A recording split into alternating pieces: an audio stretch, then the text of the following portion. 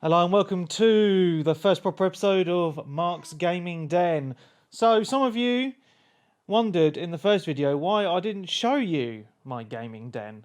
Well, the gaming den isn't a den per se. It is my front room because I have a really small house and about 1 million people living here.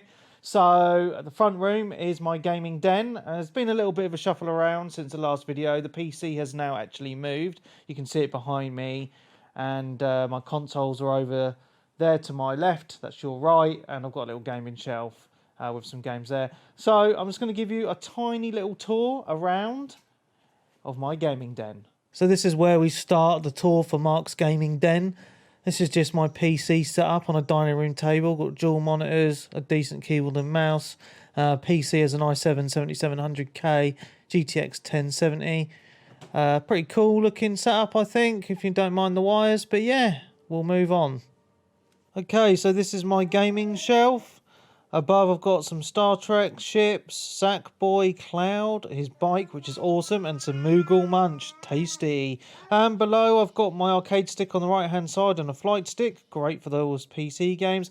Below is some games and a really cool Wipeout figurine. There are none of my top 10 games here, however, as I've hidden them away, ready to record later.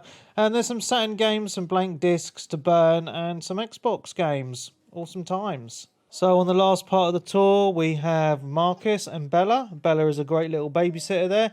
A 55-inch 4K curved Samsung TV there. And we have a mini NES fully loaded with every single NES game ever made. Naughty, naughty of me, but it's great. And then to the left we have the mini SNES, which I've done the same with. Apologies for the dust, but these consoles are dust collectors. We've got some PS4 games, my PlayStation 4, my PlayStation 3, Virgin TV box, which I never really watch, a very dusty Xbox One X, some controllers, a Nintendo Switch, some Xbox games, and 4K Blu-rays. Good fun times. So yeah, we're enjoying some Puppy Dog Pals. Brilliant. Hi everybody, so now we've had the little tour around my gaming den. It is now time for me to announce my top 10 games of all time. Now Hi Marcus, you can do your top 10 games when you're a bit older, alright mate? Okay, so at number 10, we have an old favourite of mine, a return to Castle Wolfenstein on the original Xbox. Now, this probably wouldn't be in anyone else's top 10, but this is in my top 10, mainly because of all the great memories I had playing this game online on Xbox Live.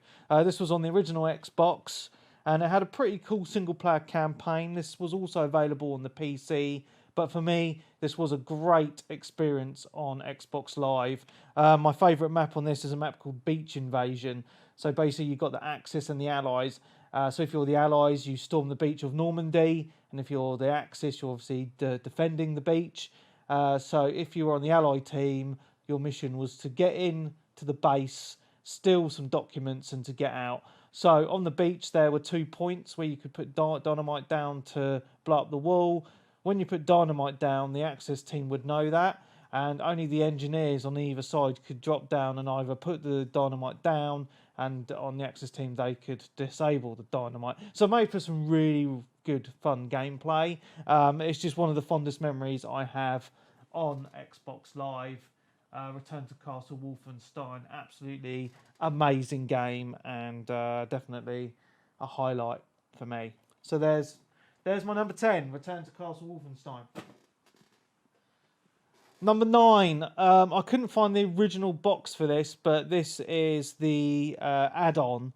It's Metal Gear Solid for the PlayStation 1. Now, Metal Gear Solid on the PlayStation 1 was revolutionary at its time. It was just, for me, the first game that just had that cinematic experience and just an amazing, like the beginning to the game just felt like a movie where Snake was swimming into the base and it just had that epic music and all the credits were rolling. That for me was just, I was very young at the time, like probably 14 or 15. That just blew my mind, and from start to finish was just an amazing experience. I mean, at the time, the graphics were absolutely brilliant. The voice acting was brilliant.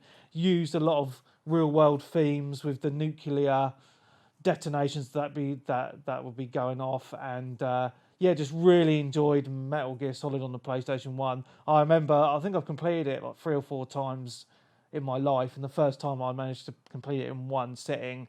It's just, for me, it just was a peak on the PlayStation 1. Metal Gear Solid, absolutely amazing game.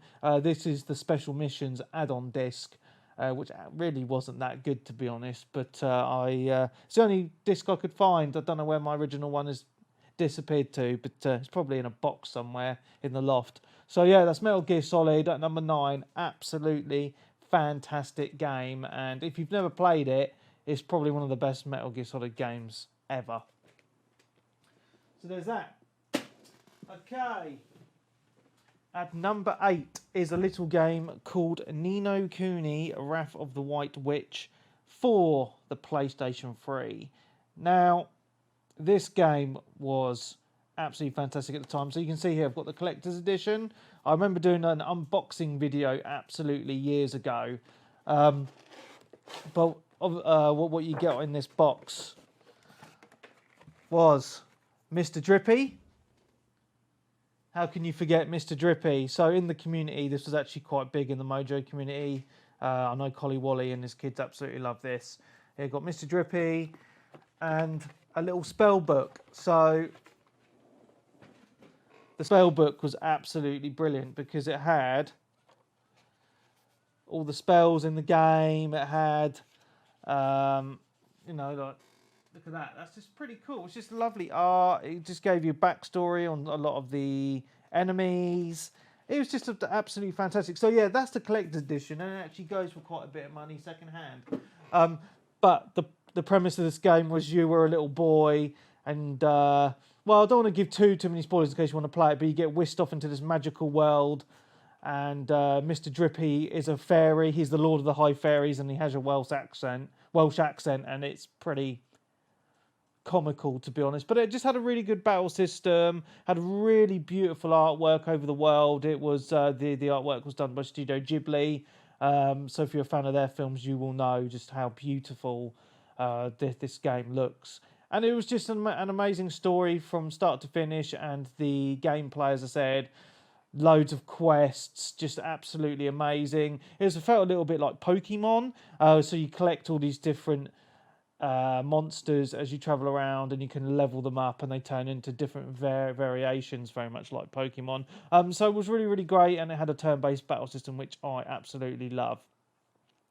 So yeah, that's Ni no Kuni. Okay, so for number 7, we have a rather special game.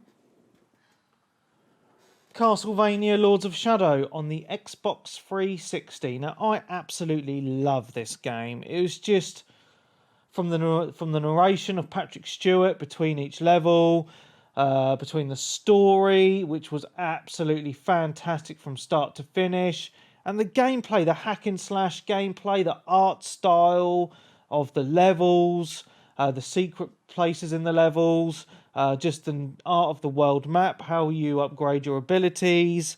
This game was just absolutely fantastic, and I'll tell you how much I love this game. I've got the original standard game here. I also got the American version because America got their own version, which didn't come out in the UK. And this is like a cool little book. It's just pretty cool art. And there's one of the discs in there. A music CD. There's the games. Look, that is very cool.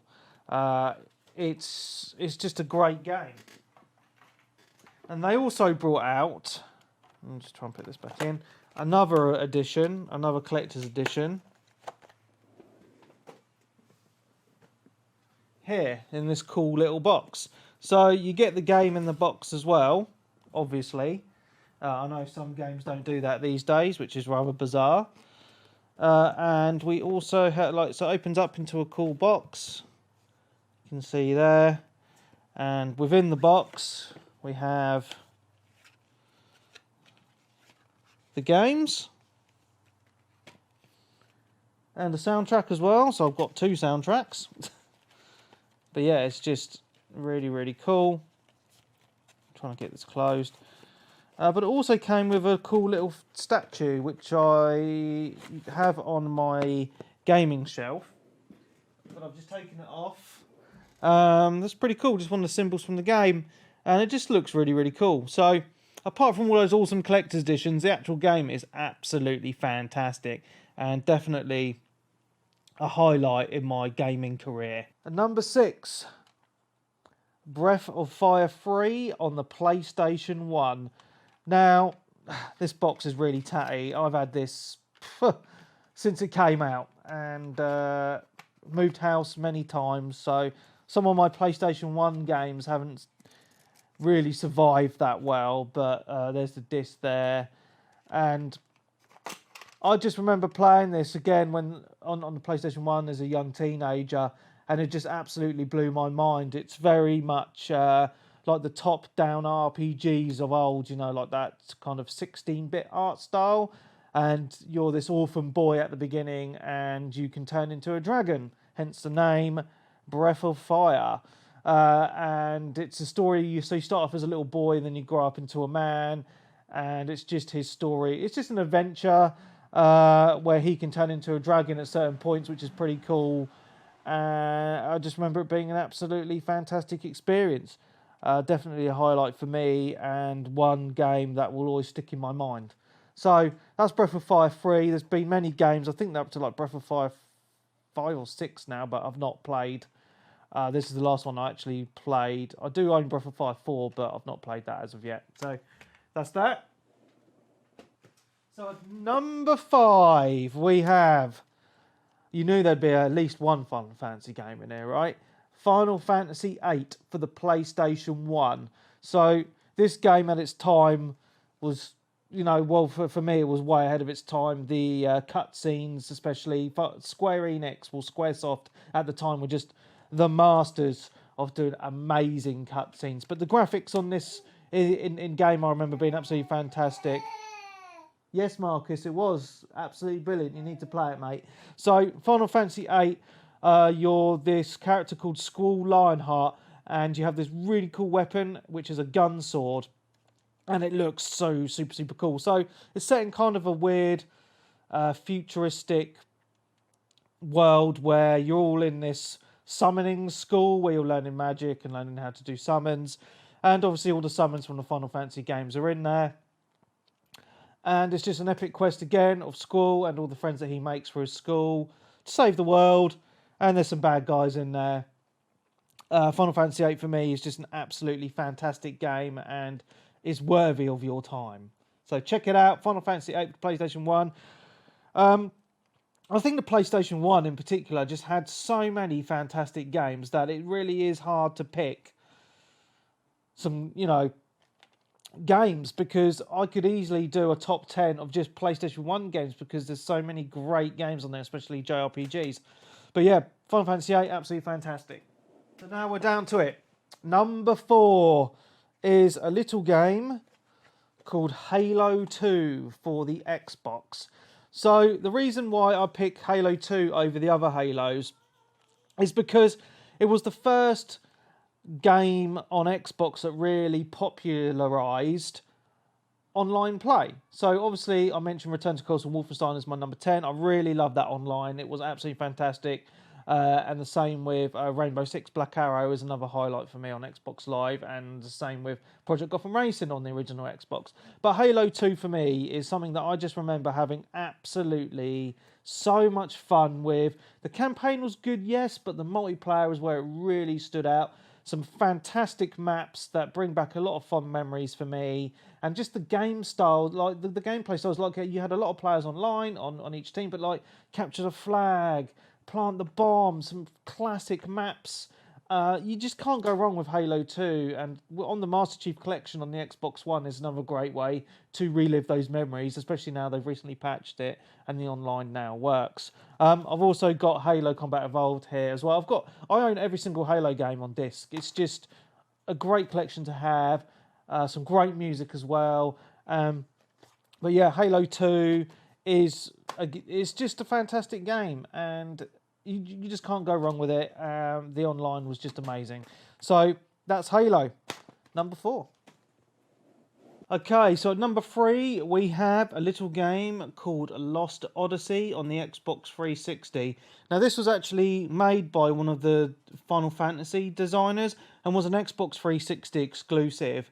Back in the 360 era, Microsoft were really aiming to get some good Japanese RPGs on the system to try and gain the popularity in Japan. It didn't really pay off. The sales in Japan were quite low, but it gave us in the West a good opportunity to play some great JRPGs. So this game was huge. As you can see there, that's disc 4. The rest of the discs are hidden behind there. 4-disc game, pretty massive. And the highlight for me on this game is just the soundtrack. Again, Final Fantasy composers are just amazing at making great soundtracks. And this had a great soundtrack. Again, a great story. It's about a little bit about time travel, to be honest. Not giving too much away though, because if you do want to play this game, the story content is really heavy on this. But just trust me when I tell you, the story is absolutely fantastic. It may bring a tear to your eye at points. I know it did to me. And the combat, again, great, because I love turn-based combat, and this had turn-based combat. And yeah, just an absolutely great JRPG, and definitely one of my highlights. Well, you can see my 3rd best game of all time. There we go. Lost Odyssey. At number 2, we have a little game for the Dreamcast. Shenmue, or Shenmue, however you want to pronounce this game. This was the main reason I bought a Dreamcast back in the day. And this was definitely a highlight for me. It did feel a little bit like a job simulator at times, because of all the stuff that you could do. But it was just way ahead of its time. You know, the game was absolutely huge. You can see there the little discs there. I think it was on 3 or 4 discs. Let me just double check. Yes, it was on 3 discs, and it had an online disc as well. Yeah, so it was a 3-disc game. At the time, it was one of the most expensive games ever made. And it showed, you know, it was just massive. And the amount of stuff you could do. You could go and get a job in a warehouse. You could go into arcades and play classic arcade games like Outrun and Space Harrier. But the main game was just absolutely fantastic. So the story of the game is your main character, his father gets murdered by this dude who's after this kind of green plate thing, which he steals off him. And so basically the whole of the first game is to try and get revenge on your father's death. So this actually does span, the story does carry on in Shenmue 2, and as of yet, Shenmue 3 hasn't come out. It was kickstarted a good few years ago, and it's coming out next year. There are remasters of Shenmue 1 and 2 coming out this year, which I've pre-ordered. So I'm looking forward to going through the games again, because going back and playing this on Dreamcast now is quite difficult, because there was only one thumbstick, so it's a little bit like tanky to control your dude, because obviously games these days you expect to be able to look around with your right thumbstick, which you can't do in this. But it's still a great game. The graphics actually still hold up really, really well, even by today's standards. This is how far ahead of its time it was. The Dreamcast was a fantastic system, and I think it's only right that Shenmue is up there in my top 10 games of all time at number 2. Shenmue, if you are interested, please pick up the remasters this year, and Shenmue 3 next year, because they're just great experiences. So that's at number 2. And to nobody's surprise, my number 1 game of all time, Final Fantasy VII. You just knew this was going to be here. And the main reason that this is my number 1 game of all time is not only is it an amazing JRPG, it's the game that really got me hardcore gaming. I think without this game I wouldn't be as hardcore a gamer as I am today. I don't know if that's a good thing or a bad thing, but just the story again in this game. Like, I remember playing this when it came out on the PlayStation 1 and was just blown away. I'd never played before this an RPG before. Like, this is the game that got me into RPGs. And the thing that got me into it was just how big the world was. just the story, just the characters, how the characters developed throughout the game's story. How Sephiroth is probably still one of the greatest video game bad guys of all time, because a lot of the game you do actually feel sorry for him, and you can kind of sympathise as to why he is how he is. Cloud as the main character is just so complex throughout the story.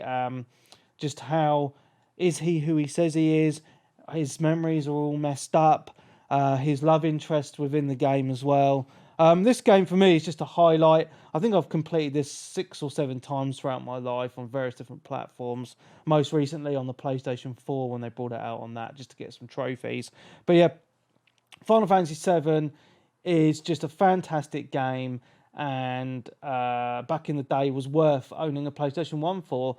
And again, I would probably go down and say that the PlayStation 1 was one of the greatest consoles of all time, just because of the amount of amazing games that came out for it. But yeah, Final Fantasy VII is definitely a highlight. It's my number 1 game of all time, and it's just a magical experience, and I'm looking forward to seeing what the remaster looks like when it comes out, because us hardcore fans may be a little bit disappointed, but who knows. But yeah, Final Fantasy VII, absolutely amazing. My number 1 game of all time. If you've never played this, please, please, please give it a go. It's just a magical experience. And that's it. So that's the end of Mark's Gaming Den Top 10 Games. And perfect timing, because Marcus is now deciding to whinge. So I'm going to leave it here. And I look forward to my next show, which will be how to start a podcast and what tools I use to edit and record the show. So thank you very much, and I will see you next time on Mark's Gaming Den.